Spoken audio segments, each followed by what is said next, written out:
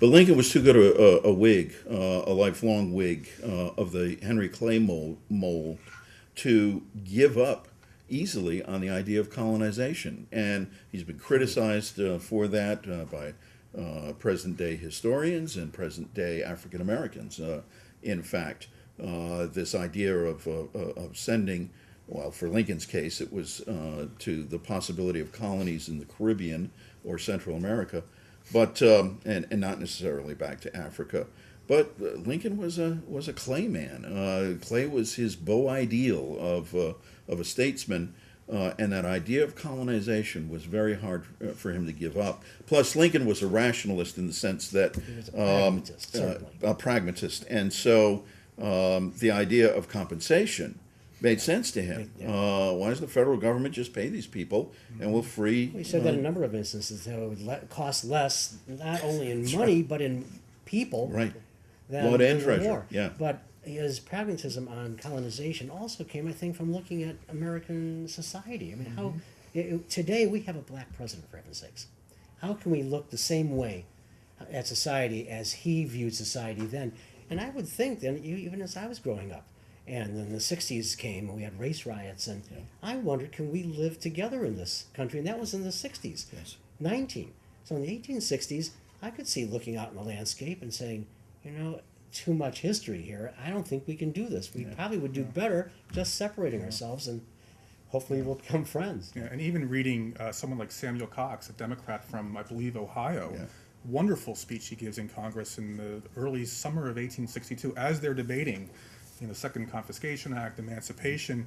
And when you read his speech, you really do get the sense that this is a concern even in the North. What happens as a result of emancipation? Right. Where will African Americans go? Will they compete for jobs? Will there be intermarriage, racial marriage? I mean, all of these concerns that we sort of traditionally identify with the South are also present in the North as well. Yes. I want to show a print that we have here. And I just lost my information on it, so I'm going to go up front here and take a good look. It's Millikens Bend, Battle of, in the middle, and then showing various aspects of black life as a scout, as teamsters, as soldiers and in the trenches and fighting. And this is from I'd say about June of 1863, Right. before Fort Wagner. And they were trying to show how the black can be, maybe it's idealized a bit. This is what is propaganda, perhaps, for the white audience for this illustrated magazine. And I want to show that it could work, and this is how we can view the black soldier and the freedmen that are coming in through the lines. But now the crater, of course, is a totally different story. Yeah, absolutely. And there was a massacre there when the surrendered Union soldiers.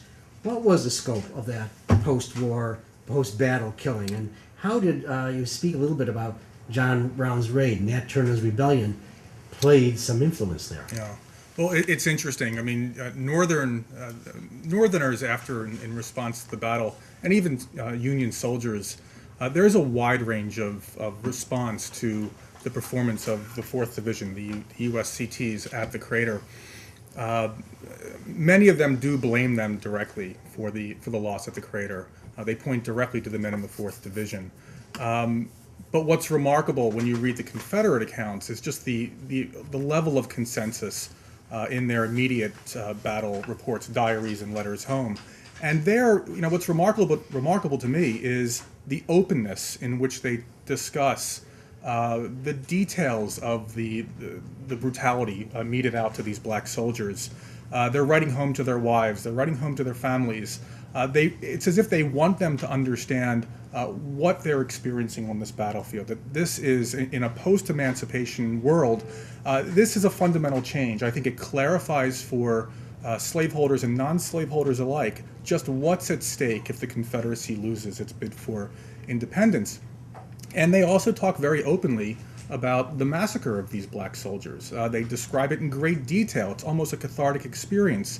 for these men. Even men who weren't directly on the battlefield. They may have been north of the Appomattox River, they may be stationed around Richmond. Once they hear about it, unless you actually can identify the units and you know they weren't present on the battlefield, it's hard to distinguish whether they were actually on the battlefield itself. They are so graphic. Like I said, I think they want their families to understand what this battlefield looks like. And so they make, there's really no attempt to hide what they're doing. And I think in part because, and this is sort of where I hope it makes a little bit of a contribution to what's been written about the battle, and that is that this response, the massacre of these men, 200 plus perhaps, fits neatly into, I think, a broader view of the history of the antebellum South, going back to Nat Turner's rebellion, the fear that animated white Southerners in the wake of that rebellion, and even, I think, broader, going to the West Indies and looking at some of the slave rebellions that took place there during the earlier part of the 19th century, the violent response meted out to these rebellious slaves, and why it was necessary.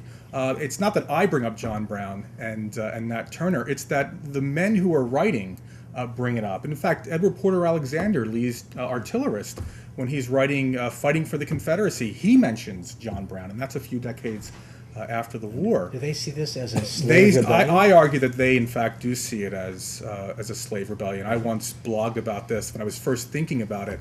I asked whether it was the last slave rebellion in the Western Hemisphere, or one of the last slave rebellions. And I think certainly that's how white Southerners, Confederates, did view this battlefield. And the way the book opens with this interracial parade of white and black prisoners going through Petersburg the day after the battle on their way to prison camps further south.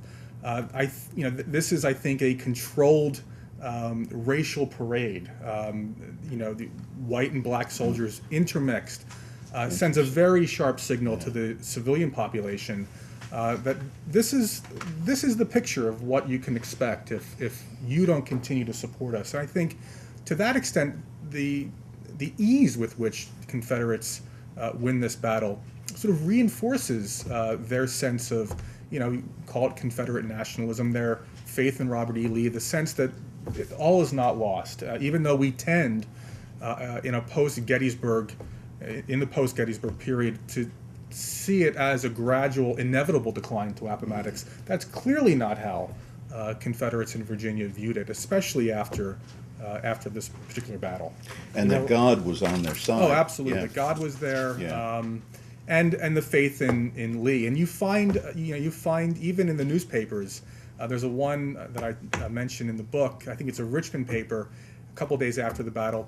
They tell Mahone, they write directly to Mahone and say, if they send black soldiers in again, do the same thing. No one tries to hide that there was a massacre. They want people to know that they killed them in cold blood, because they were not soldiers. They were slaves. I think that's a wonderful way to look at this now. It's changed my view, certainly, as slave rebellion. I like that. But let me ask you this then further. How did the blacks themselves afterwards, forget the massacre part, who could like that, but at the same time, what did they feel about that slave rebellion? Did they feel part of that? And how did the Union white troops view any empathy for what happened to their compatriots, quote unquote? It's, like I said, it is among white soldiers within Burnside's corps specifically. You find, you can find in the historical record whatever you want to prove. I mean, that's the first problem, I think, that any historian has to deal with. But in terms of what I gathered, most of these soldiers do point fingers. They may blame Grant, they may blame Burnside, they may blame any number of things, but at some point they come back specifically to the black soldiers. And when they do, they let it go in terms of the racial language, which shouldn't surprise us, of course. In terms of the black soldiers themselves, it's one of the frustrating aspects of writing about this, because there are so few accounts. Is there oral history at all? Very little from what I came across, and you end up having to rely on white officers in many respects, and that can be very frustrating because you're looking at it through the lens of a white officer in the 1860s, or even in some cases during the post-war period when they're writing about their war experience. So that's the frustrating part of it. Kevin, I'm curious, did Frederick Douglass and his newspaper Did this come up? Yeah, in a number of newspapers, black newspapers, it Yeah. does come up in Philadelphia and Boston and other places. Sure. And they see this as they see this as necessary in terms of the long road to civil rights. They see this as part of what's going to eventually, hopefully, not just lead to the end of slavery, but what comes after that. So what will their place be in this sort of post-war, this reunited American society?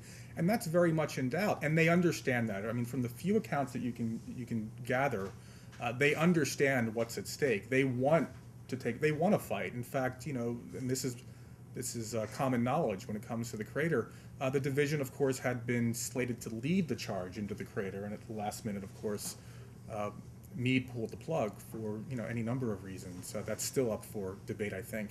But they ended up playing a supporting role, and these men performed admirably. They constituted some of the furthest advances on July 30th. We have this image of the crater, and I think it comes from some of the most popular images. John Elder, perhaps the most popular, but even Cold Mountain, the movie from a couple years ago. I think crater, the movie Cold Mountain, it looks more like a moon crater, at least a crater created by an asteroid or something. And I think it creates the image that all of the Union soldiers ended up in this large crater. And in truth, most of the men actually were able to skirt the sides and then, of course, move into the earthworks jutting out and beyond. It's very difficult to get a sense of the battlefield today because during the 1920s, it was an 18-hole golf course. And so when you're at the crater today, you're imagining perhaps what the 10th hole looked like rather than the complex chain of earthworks. Was the crater in the rough at least? Well, what was interesting is during the 1920s, when the Crater Battlefield Association owned the land, they kept the crater open to visitors. So you can imagine it as some kind of, I don't know, the largest sand trap on the planet. But you had access to it. The company actually published materials for teachers, for other visitors, telling the story, a very Virginia-centered story of the battle. But you did have access. Whether you wanted to brave a Sunday afternoon, going through the middle of this golf course to the crater is another thing entirely. But it was there. But you're getting a very skewed view of the landscape itself. Glenn, John Y. Simon and his essays in here. It's a wonderful compilation. And I think it does give a good overview of whom he was as a person as well, as a writer, as a person.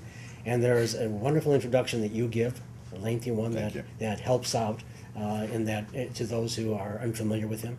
And of course the introduction forward by Harold Holzer and Frank Williams from the Lincoln Forum, dear friends of John. Yes. And give a quick overview of what these essays cover. There's Anne Rutledge. Right. I mean, he was one to rehabilitate Anne Rutledge into the folklore of Lincoln, and also Jeff Davis is in here. Give us a few of the samples of what John Y. is like in there and how it does show his views on various subjects and the war in particular. Yeah. He was writing at a time in which he was fortunate enough to help to rehabilitate some of the stories concerning both Lincoln and Grant. But some of my favorite essays in the book, the very first essay deals with Abraham's relationship with his father Thomas. And what John did, and other historians have since followed his lead, is that he pointed out that the image of Tom Lincoln as a shiftless, lazy ne'er-do-well in either Kentucky, Indiana, or later in Illinois was simply not the case. And John made a very strong argument that Thomas Lincoln was very much a product of his times in Kentucky. He was an unsuccessful farmer, but it turns out he was a fairly successful hunter. And I've drawn the conclusion, John doesn't do that, but I drew the conclusion from his essay that Tom Lincoln fell more into the legacy of Daniel Boone and Kentucky, with hunting actually being something not only to put food on one's table, but also to sell skins and otherwise. So this was somewhat of a business operation for Tom Lincoln and Dennis Hanks and John Hanks. So that provided a very new and path-breaking perspective on Tom Lincoln.